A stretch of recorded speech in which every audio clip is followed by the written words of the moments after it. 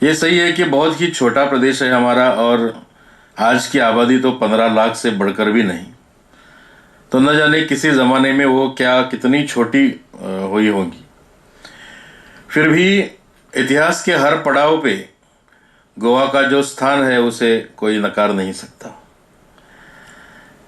मिथिला प्रदेश और गोवा का ये नाता है कि रामायण में ऐसा माना जाता है, हमारे यहाँ एक परंपरा है कि रामायण काल में भगवान श्री राम को मदद करने वाला जो वानर सैन्य था, वो वानर सैन्य पूरा इसी प्रदेश का था। मध्य प्रदेश और मध्य भारत जो है उसी भारत का था।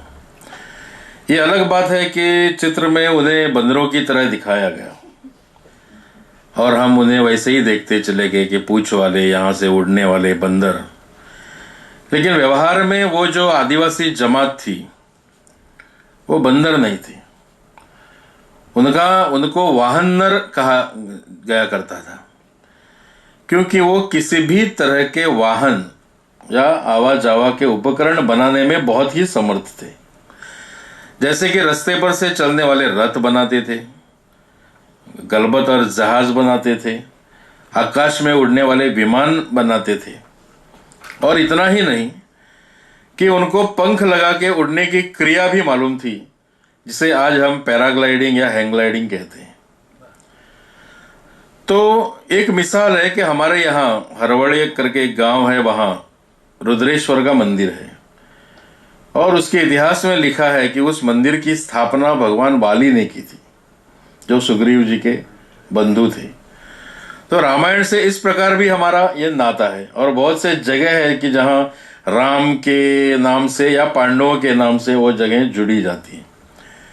जैसा कि आपने कहा कि गोमांचल के पर्वत पर भगवान कृष्ण जी का ये करते हुए जब जरासंध आ गए और कृष्ण घाटी के नीचे उतर गए, तो जरासंध के सैन्य ने पूरे गोमांचल पर्वत को आग लगा दी और वो पर्वत जला डाला, जो कि आज कर्नाटक में जिसे हम अनमोड़ का जंगल कहते हैं वो जंगल है।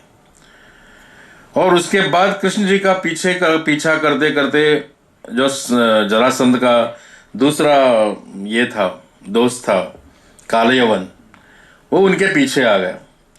फिर कालयवन को चौंकाते चौंकाते कृष्ण जी एक जगह गुफा में पहुंच गए, जहां स्वामी मुचकुंद ध्यान कर रहे थे, और सबको मालूम है कि उन्हें वर था कि तुम्हारी तपस्या में जो भंग डालेगा, अगर तुम्हारी दृष्टि पहले उसके ऊपर पड़ी तो वो खड़े खड़े भस्म हो जाएगा। तो कृष्ण जी ने अपना जो ये था शेला था वो उनके ऊपर डाल दिया और वो कहीं जाके छुप गए। कालियवन उनके पीछे आए, वो समझे कृष्ण लेटा हुआ है, विश्राम कर रहा है, तो जोर से एक लात मार दिया और कहते अरे भगोड़े यहाँ सो रहा है। तो मुचकुंद जी जाग गए और ऐसे क्रोध की दृष्टि से उन्होंने कृष्ण की तरह देखा, तो वो वहाँ जलकर खाक हो गया कालयवन। तो ये घटना जहाँ घटी थी वो स्थान आज भी है गोवा में, और उसे हम आज चोड़न के नाम से पुकारते थे, लेकिन उसका ऐतिहासिक नाम है चूड़ामणि आज भी। यानी अब पुर्तगीजों ने उसका नाम चोराव कर दिया और वो सब पूरा बर्बाद कर दिया नाम उसका। लेकिन वहाँ एकमात्र जगह है भारत की कि जहाँ पुराना देवकी कृष्ण का मंदिर था। पुर्तगीजों के आक्रमण के बाद वो मंदिर वहाँ से आज के महाशैल यानी माशैल में आके स्थापित कर दिया गया। लेकिन ये भी हमारा एक नाता है। और दूसरी बात एक मैं आपको बताना चाहूँगा कि लोकवेद से जो बातें आती हैं वो ऐसे ही नहीं आती, कहीं ना कहीं उनका एक नाता होता है वास्तव से। तो हमारे यहाँ दूध सागर जलप्रपात है, यहाँ गोवा के दक्षिणी इलाके में, यहाँ जहाँ से हम बेलगाम में जाते हैं वहाँ।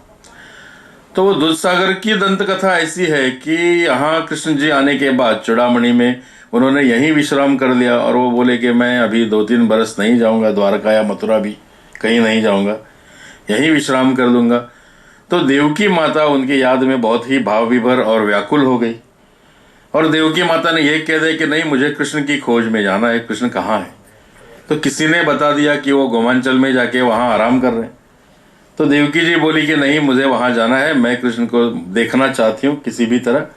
और वो बहुत ही व्याकुल होके वो आके चली गई, और जहाँ से कृष्ण जी नीचे उतर गए थे गोमांचल की घाटी से, उसी घाटी के ऊपर एक बहुत बड़े पत्थर पे वो बैठ गई, और वहाँ उनकी याद इतनी तीव्र हो गई कृष्ण जी की कि वो बैठे बैठे रोने लगी देवकी माता, और कहने लगी कि हे कृष्ण, तुम कहाँ हो, कहाँ छिपे हो, तुम मेरे सामने क्यों नहीं आती, मैं तुम्हें देखने के लिए तड़प रही हूँ। और वो उसकी भाव विवशता इस चरम सीमा तक गई कि कृष्ण की याद में उसकी छाती से दूध आने लगा। और कहते हैं कि वो दूध सागर इतना सफ़ेद और शुभ्र है कि वो वही है, उसका प्रतीक है कि जहाँ देवकी जी बैठी थी। तो ऐसी बहुत सी कहानियां हैं जो गोमांचल को भारत के बहुत ही पुराने इतिहास से जोड़ देती हैं।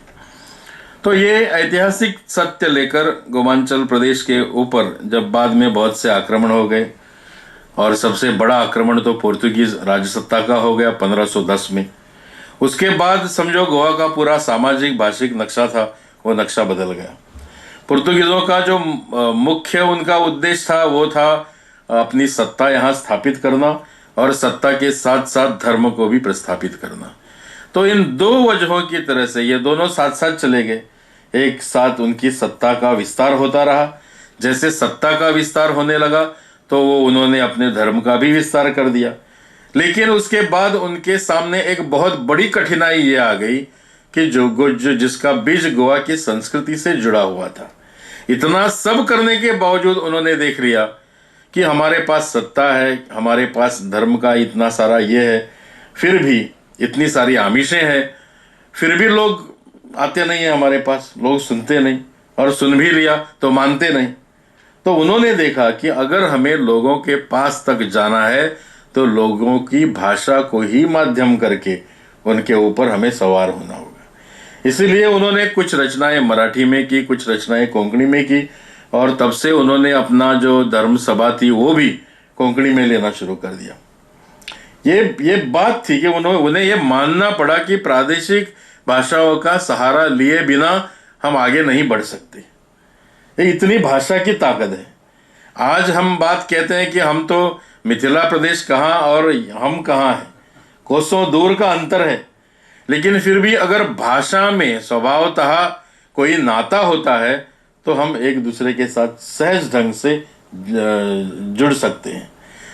माफ करना, मेरी हिंदी उतनी अच्छी नहीं है, हिंदी बोलने की आदत नहीं है हमें, लेकिन एक बात का ध्यान रख लीजिए कि गोवा में भी जो आदिम जमातें थी, जैसे एक माना जाता है कि परशुराम जी यहाँ आए, उन्होंने एक तीर मारा, समुद्र को हटा दिया और गोवा को बसा दिया। मैं इस दंत कथा को नहीं मानता, क्यों, वो ये मुनासिब ही नहीं कि कोई आके तीर मार के ये हटेगा, ये सब दंत कथा है। उस दंत कथा का एक अर्थ हो सकता है कि कश्यप ऋषि ने बताने के बाद परशुराम जी यहाँ आ गए, और यहाँ की जो पूर्वी सारी जनजातियां थी, जो छोटे छोटे प्रदेश के लोग थे, बसने वाले लोग थे विविध जमातियों के, उन लोगों को उन्होंने एक सांस्कृतिक बैठक दी, एक ही channelise all the culture and give them a cultural platform. ये इसका अर्थ है सही ढंग से। लेकिन उनके पहले तो बहुत सी जनजातियां थी, उनकी भी भाषा थी, और ऐसे ही एक जमाती की भाषा थी, वो थी मुंडारी भाषा। वो मुंडारी भाषा आज एक्सटिंक्ट हो गई, वो तो आज लुप्त हो गई काल के प्रवाह में। लेकिन उस मुंडारी भाषा के बहुत से शब्द